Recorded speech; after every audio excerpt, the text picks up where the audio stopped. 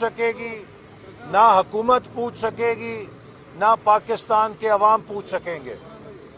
یہ جو تباہی پاکستان کے ساتھ ہونے جا رہی ہے، اس کی ذمہ دار صرف اور صرف پی ٹی آئی کی نااہلی، ناکامی اور ان کی معاشی پالیسیوں میں ٹیم نہ ہونا، ان کی ناقص کارکردگی کی وجہ سے، ان کی پور اکنامک پرفارمنس کی وجہ سے آج آئی ایم ایف کو یہ موقع ملا ہے کہ وہ پاکستان پہ سخت ترین شرائط نافذ کر رہا ہے۔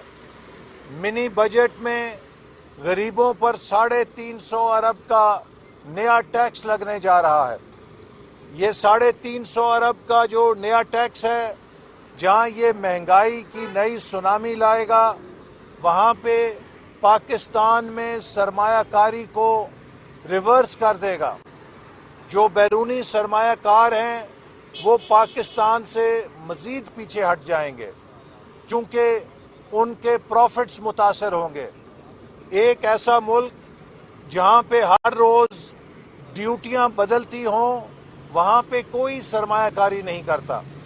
تو یہ حکومت اپنی نا تجربہ کاری، نااہلی اور نالائکی سے پاکستان کو دن بدن ڈبو رہی ہے، اور میں حکومت کی حلیف جماعتوں کو کہنا چاہتا ہوں، میں ایم کیو ایم کے ووٹرز کو کہنا چاہتا ہوں، کاف لیگ کو کہنا چاہتا ہوں، جی ڈی اے کو کہنا چاہتا ہوں کہ اگر آپ نے منی بجٹ اور اسٹیٹ بینک کے ترمیم کے قانون کو پاس کرایا، اس حکومت کا ساتھ دیا، تو پاکستان کی پارلیمانی تاریخ میں آپ کا نام میر صادق اور میر جعفر کے ساتھ لکھا جائے گا کہ آپ بھی پاکستان کی خود مختاری کا سودا کرنے میں شامل تھے، شریک مجرم تھے۔ خدا کے لیے اس ملک کے لیے سوچیں۔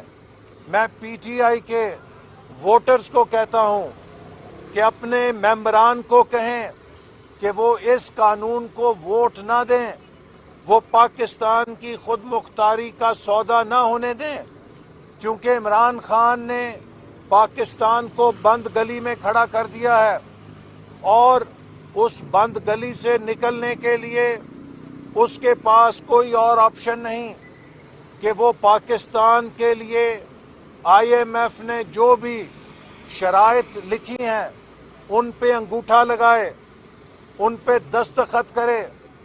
شوکت ترین صاحب جو دعویٰ کرتے تھے کہ میں آئی ایم ایف سے معاہدہ ری نیگوشیٹ کروں گا، پہلے سے بھی بدتر معاہدے پہ دستخط کرنے جا رہے ہیں۔ تو اس لیے آج پاکستان میں ایک ڈیفائننگ مومنٹ ہے، اپوزیشن اس کے اوپر احتجاج کرے گی، لیکن اسمبلی کے اندر ہمارا احتجاج اس وقت تک مؤثر نہیں ہو سکتا جب تک ایم کیو ایم، کاف لیگ اور جی ڈی اے اپنی وزارتوں کے عوض اس حکومت کے ہر سیاہ اور سفید کو حمایت کرتے رہیں گے۔ تو میں امید کرتا ہوں کہ حکومت کی حلیف جماعتیں اپنی وزارتوں کے مفاد سے بالاتر ہو کے پاکستان کے مفاد میں، پاکستان کے غریبوں کے مفاد میں اپوزیشن کا ساتھ دیں گے، اور حکومت کے منی بجٹ کو اور اسٹیٹ بینک کو غلام بنانے کے قانون پہ ووٹ نہیں دیں گے۔ اور جس نے بھی اس قانون کے حق میں ووٹ دیا وہ پاکستان سے غداری کا مرتکب ہوگا۔ آج عمران خان ہمیں کھڑے ہو کر سناتے ہیں کہ وہ کرپشن کے خلاف جہاد کر رہے ہیں۔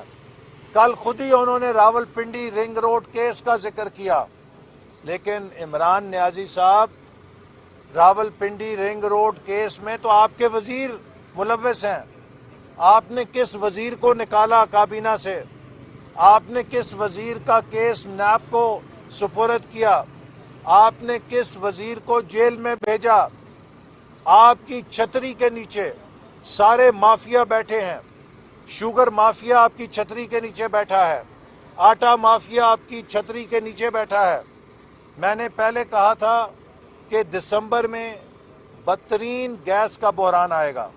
آج میں کہہ رہا ہوں کہ ملک میں بدترین گندم کا بحران آنے والا ہے، کیونکہ اس حکومت نے کسانوں کو کھاد وقت پہ مہیا نہیں کی. ڈی اے پی کی بوری جو ہمارے دور میں 2400 روپے کی ملتی تھی، 9,500-10,000 روپے کی بھی کسان کو نہیں ملی. یوریا کی بوری جو 1400 روپے کی ہمارے دور میں ملتی تھی، 2700 کی 3,000 کی بلیک میں کسانوں کو نہیں ملی.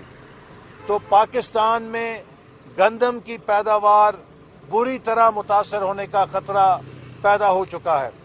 اسی طرح جتنا فرنس آئل کا مافیا ہے وہ بھی عمران خان کی چھتری میں بیٹھا ہے. جو ادویات کو مہنگا کرنے کا مافیا ہے وہ بھی عمران خان کی چھتری کے نیچے بیٹھا ہے. جو ڈالر سے کھیلنے والا مافیا ہے وہ بھی عمران خان کی چھتری کے نیچے بیٹھا ہے.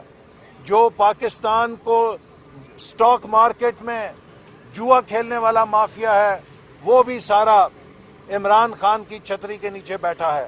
تو جتنے مافیاز ہیں وہ تو عمران نیازی صاحب آپ نے اپنی چھتری میں انہیں پناہ دی ہوئی ہے. قوم کو کون سے مافیا سے ڈراتے ہیں؟ جتنے سمگلرز ہیں سب عمران خان کی چھتری کے نیچے بیٹھے ہوئے ہیں. جتنے سٹاکسٹ ہیں سارے عمران خان کی چھتری میں بیٹھے ہوئے ہیں. بتائیں آج تک کس کے خلاف کارروائی کی ہے آپ نے؟ پاکستان کا آٹا سمگل ہوتا ہے، پاکستان کی کھاد سمگل ہوتی ہے، پاکستان کی گھی سمگل ہوتا ہے، ہر ضرورت کی چیز سمگل ہو رہی ہے، دن دہاڑے سمگل ہو رہی ہے، اور آپ کی حکومت کروا رہی ہے. آپ لوگوں کو سناتے ہیں کہ میں مافیا سے ڈر رہا ہوں. اصل میں عمران خان ایک بہروپیے کا نام ہے جس نے فورن فنڈنگ کے ذریعے بیرون ملک مقیم پاکستانیوں کو بیوقوف بنایا، کروڑوں اربوں روپے ان سے جھاڑے اور اس سے اپنے کاروبار کیے، اپنی عیاشیاں کیں، اپنے ساتھیوں کو نوازا، اور اسٹیٹ بینک نے وہ چوری پکڑی تو اب معصوم بن کر کہتا ہے کہ ہم الیکشن کمیشن کی پڑتال پہ خوش ہیں. آپ کس کو دھوکہ دے رہے ہیں؟ آپ تو الیکشن کمیشن کو کہتے ہیں کہ ہماری رپورٹ خفیہ رکھی جائے. آپ تو جو تحفے ملے ہیں ان کا جواب دینے کی کوئی صلاحیت نہیں رکھتے.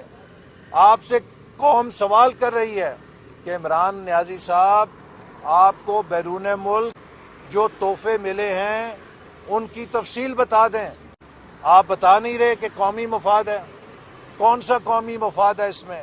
جب وزیر خارجہ نے اعلان کر دیا تو قومی مفاد کو کچھ نہیں ہوا. جو شخص غیر ملکی تحفے کھا جائے وہ سادے کمین کیسے ہو سکتا ہے؟ جو بیرون ملک مقیم پاکستانیوں کے اربوں روپے کھا جائے وہ سادے کمین کیسے ہو سکتا ہے؟ آج انکم ٹیکس آپ کا 1000 گنا سے زیادہ بڑھ گیا. آپ بتائیے 2 سال پہلے آپ 1.25 لاکھ روپے انکم ٹیکس دیتے تھے، آج آپ 2 سالوں میں وزیر اعظم بننے کے بعد 1 کروڑ روپے کا انکم ٹیکس دے رہے ہیں. یہ اضافی آمدنی کہاں سے آئی ہے؟ آپ کے وزیر کہتے ہیں کہ عمران نیازی صاحب نے وراثتی جائیداد بیچی ہے، اس کا ٹیکس ہے. وراثتی جائیداد بیچنے پہ کوئی ٹیکس نہیں ہوتا. تو آپ بتائیے یہ ٹیکس کہاں سے دیا آپ نے؟ اس آمدنی کے کیا ذرائع تھے؟ قوم جاننا چاہتی ہے. آپ نہیں بتا سکتے چونکہ آپ کی آمدنی بھی 2 نمبر ہے، آپ کے چندے بھی 2 نمبر آپ نے اس میں کیے ہیں.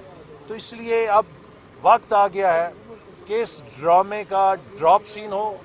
پاکستان کی معیشت کو بچانے کے لیے آج کشمیر میں بھارت ظلم کے پہاڑ ڈھا رہا ہے کشمیریوں کے اوپر. کیا ہماری حکومت کو خبر ہے کہ بھارت کشمیر کی وادی میں سیکیورٹی آپریشنز کے ذریعے اس وقت بھی جب میں آپ سے بول رہا ہوں بے گناہ نوجوانوں کو نہتا مار رہا ہے، نہتے نوجوانوں کو مار رہا ہے، اور وہاں پہ ہماری ماؤں بہنوں کی عزتیں پامال ہو رہی ہیں، وہاں پر سینسرشپ ہے۔ حکومت کیا کر رہی ہے؟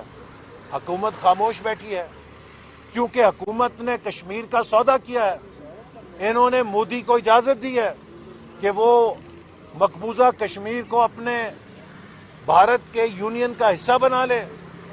تو آج سفارت کے محاذ پہ بھی ہم تنہا ہیں، ہمیں نہیں پتہ ہمارے ساتھ چین کھڑا ہے، ہمارے ساتھ امریکہ کھڑا ہے، ہمارے ساتھ خلیجی ممالک کھڑے ہیں، پاکستان کا دوست کون ہے آج؟ آپ اسلام آباد میں وزرائے خارجہ کا اجلاس کرتے ہیں اسلامی دنیا کے، اور کشمیر کا نام تک نہیں لے سکتے۔ اسلام آباد میں اجلاس ہوتا ہے اور کشمیر کا نام نہیں لے سکتے۔ یہ ذلت اور یہ دیوالیہ پن فورن پالیسی کا اس سے پہلے کبھی نہیں دیکھا گیا۔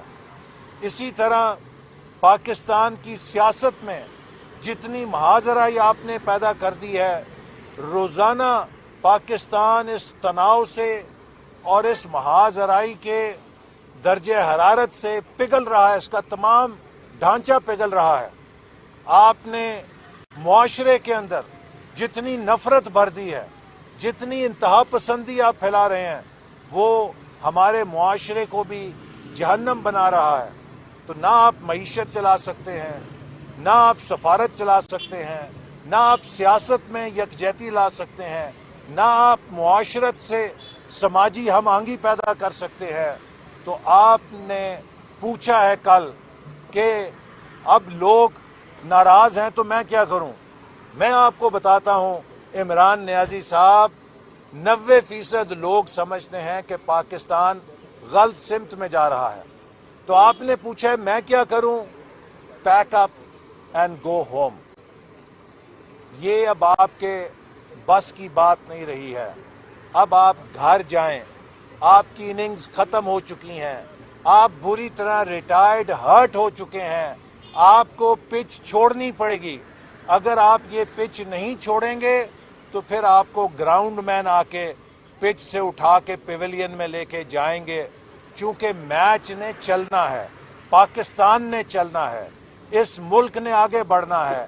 اس ملک کو آپ کی نالائکی، آپ کی نااہلی، آپ کی نفرت اور آپ کے بغض کی بھینٹ اور آپ کے کرپشن کی مزید بھینٹ نہیں چڑھایا جا سکتا۔ ڈاکٹر صاحب آپ تو بہت زیادہ اپیلیں کریں لیکن امپائر جو ہے عمران خان کو آؤٹ نہیں ہونے دے رہے ہیں، تو ان ہاؤس تبدیلی کی بہت زیادہ باتیں آ رہی ہیں، پیپلز پارٹی اور مسلم لیگ نون مل کر ان معاملات پر کہاں تک پہنچی ہے؟ کیا سیاسی کوریج ان معاملات پر اور کچھ کیا جائے گا؟ دیکھیے، جیسے میں نے کہا کہ عمران خان بری طرح ریٹائرڈ ہرٹ ہو چکے ہیں، بیمار کا جانا ٹھہر چکا ہے، صبح گیا یا شام گیا، تحریک عدم اعتماد سے گیا یا لانگ مارچ سے گیا۔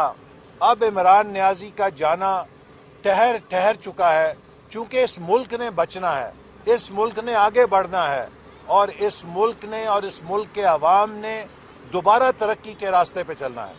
Thank you.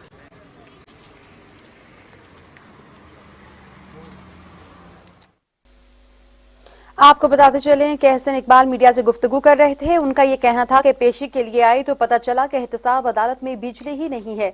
عدالت میں بجلی نہ ہونے کی وجہ سے ایک نئی تاریخ دی گئی ہے، جبکہ ان کے پاس ملک چلانے کا کوئی بھی منصوبہ نہیں ہے۔ وزیر اعظم عمران خان خوشحالی کی طرف جا رہے ہیں، ان کی انکم ٹیکس بھی بڑھ رہی ہے، جبکہ 99% عوام غربت کی لکیر سے بھی نیچے چلے گئے ہیں۔ پاکستان کو کووڈ-19 کے ساتھ کووڈ-18 کا بھی شکار ہوئے۔